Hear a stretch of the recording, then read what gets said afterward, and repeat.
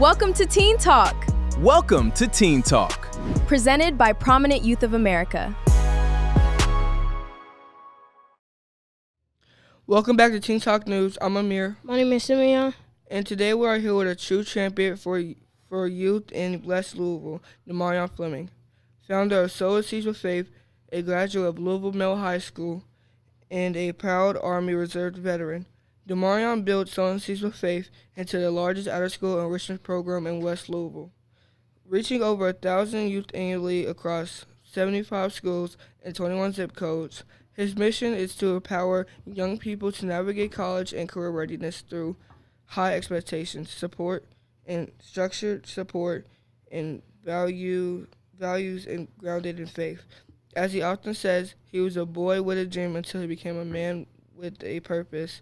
Please join us in welcoming a mentor, a veteran, and a true builder of West Louisville, Da'Marrion Fleming. Thank you. I appreciate the opportunity, y'all.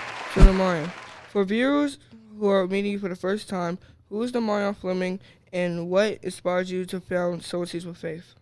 I will obviously say that I am the child of Go-Go. So my mama's nickname is Go-Go. They call her Golden. A young man out of Shively neighborhood, grew up in Meadows, out of by way of Douglas Park.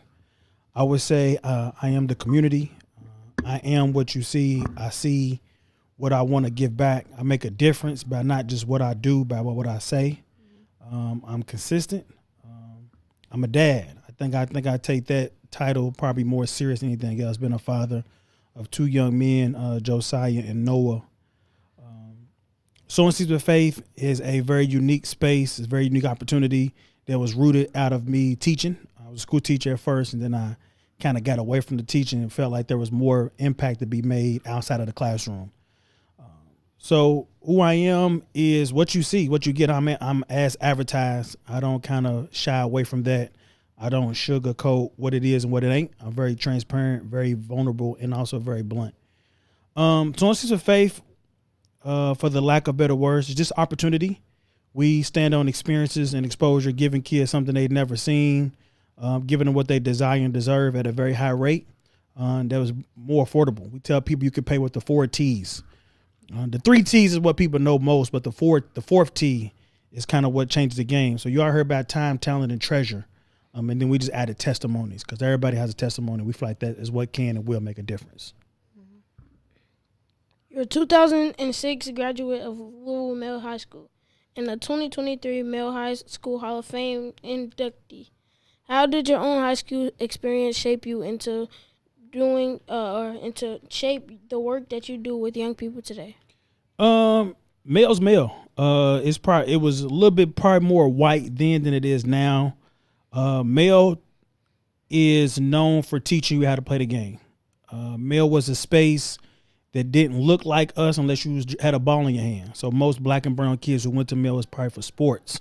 It's probably what you hear most. But you had to navigate the classroom first. One thing they did teach you is that you was a student athlete, which means you were a student first. So Male taught me how to play the game. Male taught me how to network at a very young age. Male gave me a platform to be my most authentic self. I didn't have to pretend to be nothing I wasn't. One thing people probably don't know about me is I never missed a day of school. I got perfect attendance kindergarten through 12th grade. So school is one of the things that you appreciated for what it was, took the good with the bad. But Male also gave me opportunities that I never knew I would need and gave me people that I never knew I would be able to utilize and capitalize off of. So Male's experience was learn how to work the room, learn how to play the game, be strategic, be intentional, and build relationships. You served in the Army Reserves before completing your associate's and bachelor's degrees.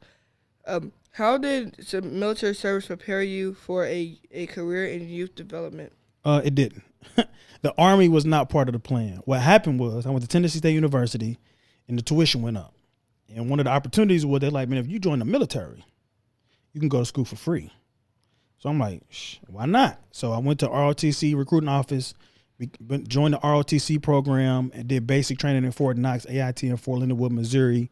I became an 88 Mike truck driver, worked in a motor pool, and just used that to go to school for free. It had nothing to do with anything that I wanted to do. However, The Army was male high school on steroids. It was another space to learn how to navigate, how to network, how to be intentional, how to play the game. The Army experience kind of molded me to appreciate people and processes. The Army also had a goal. Their goal was to break you down for who you was and build you up who they need you to become. That is what I was able to take from that. That's what I appreciated most about it. Is it wasn't personal. It was a space where we need you to be what we need you to be able to be a person that people can depend on, lean on, and navigate to when times get rough. So the Army did give me a platform to be able to understand that their business is business. Everything has a cost. Sacrifice is the number one price you'll pay for anything you want. And I appreciate the military, but it had nothing to do with Sowing Seeds of Faith. I appreciated it though. Sowing Seeds with Faith has grown into the largest program, the largest out-of-school enrichment program in West Louisville, reaching over 1,000 youth annually across 75 schools and 21 zip codes. What has it taken to build a program at that scale? Commitment. If you don't know anything about the nonprofit sector, nonprofit is probably one of the biggest profits in the world. It's the most profitable aspect that people kind of underappreciate, undervalue. For me, it was understanding what I was doing, who I was doing it for, and who I was doing it with. I didn't understand nonprofit work when I got into it. I just know I wanted to make a difference. Building a program of this magnitude, I would have to say that it was people's prayers that got me where I am. It ain't even my own prayers. One of the most instrumental keys to success is having people who pray for you on your behalf when you can't pray for yourself. I think Sowing Seeds with Faith is a beneficiary of people praying in spaces where we've never been, praying to do things that we never done, and praying with people that we may not never meet. And being intentional and appreciated about the intercessors of people who are going on our behalf. This program was not built because I did anything right or wrong. It was built because I didn't stop when things was right or wrong. I didn't quit when it didn't look like what it's supposed to look like. I didn't stop when it didn't feel like it was supposed to feel like. And I was able to recruit and create people to help me along the way in what areas that I was not strong. I think the biggest aspect of teams is not for you to grow better where you're weak, but to put people in place who are naturally strong in places you are weak. And I think I've done that at a very high level. So I would say my team, believing in myself and betting on myself, I think that is something that as youth, you all should definitely always consider that the biggest bet on the room is you. Your mission centers on helping young people navigate college and career readiness through faith, structure, and accountability. Why do you believe faith belongs at that center of that work? You never get nowhere by yourself. You got to believe that it's always bigger than you. Faith is things that we hope for that are not seen, so it's just believing. I don't tell people what to believe in, but believing in yourself ain't enough. You got to be able to believe in things that you don't even believe you can do. So you got to believe in a higher power. Whatever that higher power is to you, Buddha, God, Mother Mary, I don't care. But you have to believe in something bigger than you to get places you've never been and do things you've never done. It would be remiss not to give honor to God, who has also been a catalyst for everything I've done. Faith is teaching kids that you're never going to get nowhere by yourself. It's okay. That's part of the process of becoming and also the process of unbecoming. You have to trust that God is going to take stuff off of you that doesn't belong to you as well, that you was born into, whether it be poverty, whether it be a systemic racism, whether it be institutionalized mentality. There are things that you was born into that doesn't belong to you. And I think that faith component allows those things to come off of you when the time is right. You received honors including the Omega Sci-Fi Manhood of the Year Award and the inaugural Joe Hammond Award. What do recognitions like this mean to you personally? Nothing. I don't do this for awards and accolades. Awards and accolades are more like benchmarks and reminders that you're on the right path.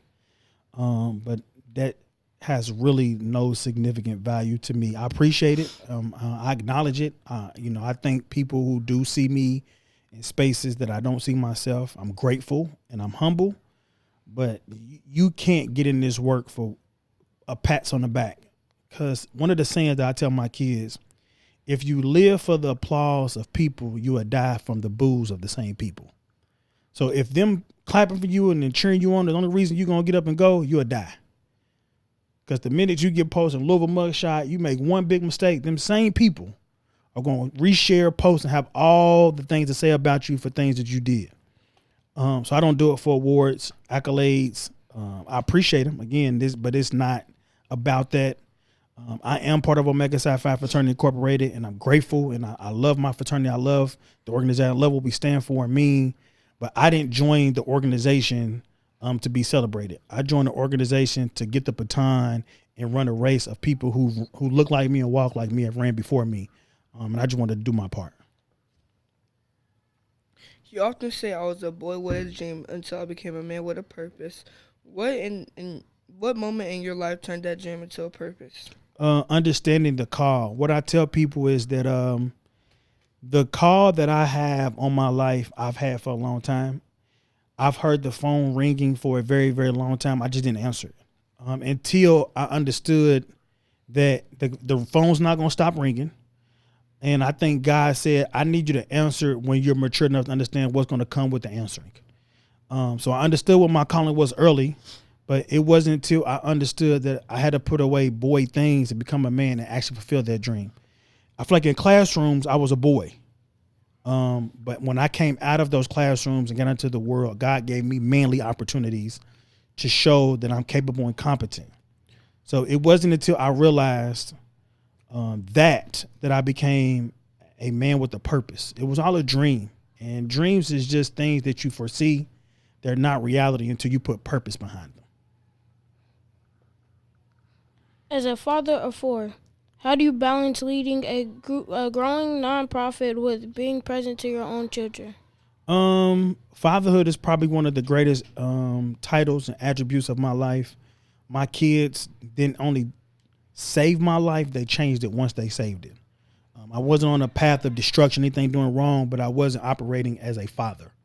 Fatherhood puts a lot in perspective. It makes you think differently, it makes you move differently, especially when you are intentional about not having generational curses pursue your children the way they pursued you.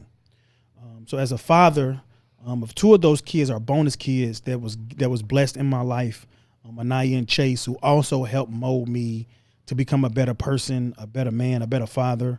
I was able to navigate certain worlds with them that I haven't been able to navigate with Josiah and Noah just yet. Anaya's 24, Chase is 18, Josiah's 16, and Noah's 10. So Chase and Anaya gave me opportunities to be able to practice on what I need to do when it's time for Josiah and Noah to navigate certain lifestyles. So the fatherhood aspect of it, the greatest thing that ever happened to me was becoming a father. And then the second greatest thing was becoming a bonus father to kids that are not mine. So I appreciate that beyond wildest dreams.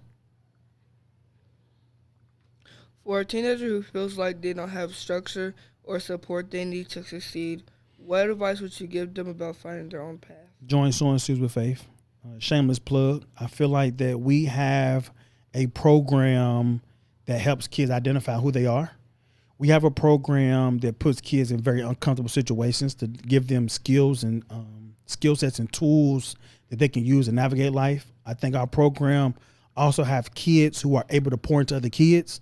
Our program has a parent structure that has a level of accountability that you won't see in most nonprofits and organizations. Our program also have experiences and exposure that most kids won't get that allows them to understand who they are. So this program does come with a lot of accountability. It does come with a lot of structure. Those are just our pillars that we stand on. And I think most kids navigate to structure. They like to be directed. They understand that it's easier for you to tell me what to do than me have to figure it out. And I think Sowing Seeds of Faith has a good roadmap on giving kids tools to navigate whatever space they want to navigate. We ain't gonna tell you how to get there, but we're gonna give you the tools to help you get there, and you have to figure the rest out on your own.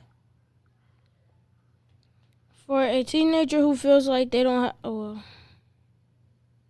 you just read that one day. Teen Talk News is about empowering young voices. What message would you like every teenager watching this interview to remember about faith, purpose, and believing in what they can become? You never see a tree eat its own fruit. So everything that comes out of you is for the world to benefit off of. It ain't even about you. But I also know God won't bring to you what he can't push through you. So if God gives you opportunity, if God gives you a gift, he gives you talents, it is your job, your duty, your obligation, and a privilege to make sure the world gets that. You can't sit on that. So I tell people that you're born with something inside of you that the world doesn't know.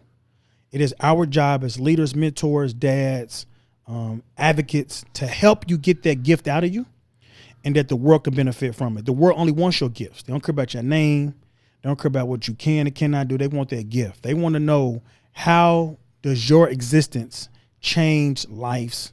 How does your existence benefit the world in which we live in?